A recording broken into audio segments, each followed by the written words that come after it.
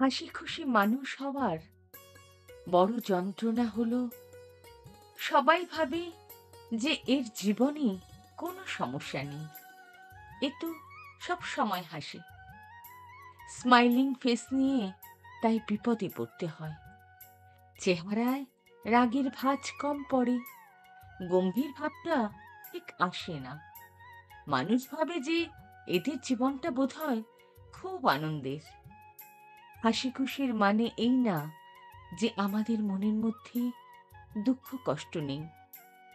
আমাদের মন খারাপ থাকে, বিষণ্ণ হই, হতাশ লাগে, কিন্তু সৃষ্টিকর্তা আমাদের এমন ভাবে বানিয়েছেন যে এত কিছুর পরেও দাঁত কেলানো চলতে থাকে, রসিকতাও থামে না।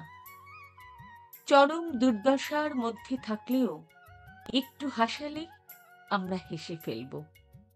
আমরা জাস্ট এমনই।